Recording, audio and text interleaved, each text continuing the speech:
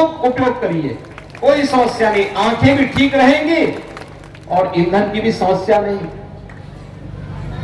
यानी कार्य करने की इच्छा शक्ति होनी चाहिए।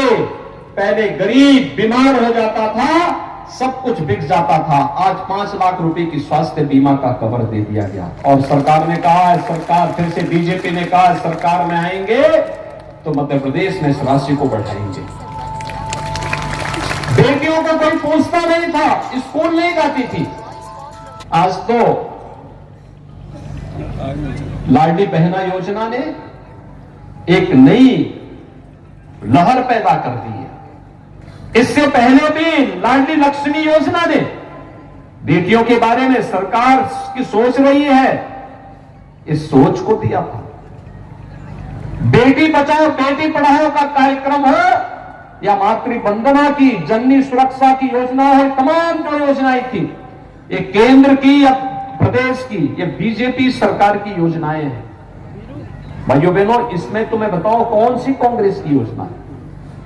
कांग्रेस की कोई योजना नहीं। कांग्रेस विकास की योजना भी नहीं दे पाई थी, कांग्रेस लोक कल्याणकारी योजनाएं भी नहीं दे पाई थी। कांग्रेस के समय में छवि भी देश और प्रदेश की अच्छी नहीं बन पाई थी और कांग्रेस कार्यक्रम में वाले खिलवाड़ करती थी। मैं पूछना चाहता हूं भाइयों बहनों, मुझे कल एक बात कर रहे हैं आपसे देख करके एक संतुष्टि हुई कि राहुल जी केदारनाथ की यात्रा में गए हैं। ये चीजें क्या है? कांग्रेस ने तय कर दिया है, राहुल जी को पहले से विश्वास हो गया है कि इन चुनाव में, विधानसभा के सेमीफाइनल में कांग्रेस बुरी तरह हार रही है, इसीलिए मैदान छोड़ करके भाग चुके हैं। दूसरा, केदारनाथपुरी को प्रधानमंत्री जी ने एकदम नया केदारनाथ बसा दिया। भगवान केदारनाथ जी के उस भव्य धाम को एक नया स्वरूप दे दिया। कांग्रेस के समय में उत्तराखंड की त्रासदी आई थी, केदारनाथ पूरी तरह तहस-नहस हो गया था। कांग्रेस की सरकार थी, कई दिनों तक, कई महीनों तक लोग भटकते रहे, कोई पुरसाहार नहीं था। राज्य में भी और केंद्र में भी कांग्रेस की सरकार थी।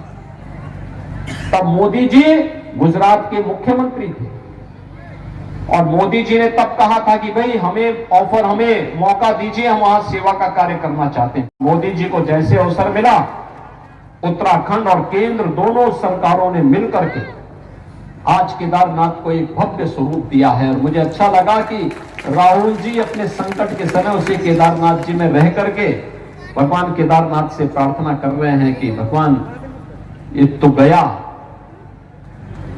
लेकिन आने वाले समय में क्या होगा। केदारनाथपुरी का पुंडोद्धार हो गया है। काशी में, काशी विश्वनाथ धाम, कितने लोग गए हैं इधर काशी में? काशी विश्वनाथ धाम देखा ना, अच्छा लगा ना, कितना बड़ा भव्य बन चुका है।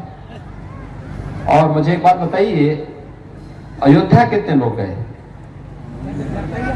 अयोध्या में भगवान राम का मंदिर बन रहा है ना, कोई संदेह तो नहीं है ना। और मैं एक और बात बता देता हूं, 22 जनवरी को प्रधानमंत्री जी अयोध्या में रामलला को उनके भव्य मंदिर में 500 वर्षों के बाद बिठाने जा रहे हैं। मुझे एक बात बताइए, एक केदारनाथ धाम का जो कार्य हुआ है, नव निर्माण हुआ है, या काशी विश्वनाथ धाम का जो नव निर्माण हुआ है, क्या ये कांग्रेस के रहते हो पाता? और अयोध्या में रामलला के मंदिर की समस्या का समाधान क्या कांग्रेस ही कर पाते क्या? ये कभी नहीं करते, क्योंकि ये तो स्वयं में समस्या है। कांग्रेस स्वयं में समस्या है, वे समस्या बनाने में विश्वास करते हैं और भारतीय जनता पार्टी समाधान लाने में विश्वास करती है। बस आप सहमत है ना? तो आपको समस्या चाहिए या समाधान चाहिए? समाधान। तो समाधान के लिए भारतीय जनता पार्टी है। सहमत है? सभी लोग सहमत हैं? प्रताप सिंह जी को कमल चुनाव चिन्ह से और पन्ना में जितने भी प्रत्याशी बीजेपी के सबको विजयी बनाएंगे, सबको बनाएंगे। सभी सहमत है ना? तो यही अपील करने के लिए मैं आपके पास आया हूं कि 17 नवंबर को चुनाव है और समस्या को तो दीपावली के पहले ही समाप्त कर देना है। 11 नवंबर को अयोध्या का दीपोत्सव है। मैं कल फिर अयोध्या जा रहा हूं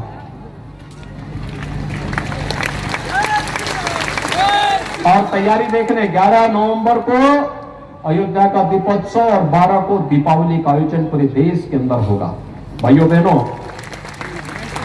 बस 11 को ही एक दीपक भगवान के नाम पर जला करके कांग्रेस से मुक्ति और भारतीय जनता पार्टी के कमल को खिलाने की तैयारी के साथ हम 17 नवंबर को भारतीय जनता पार्टी को वोट पोल करेंगे।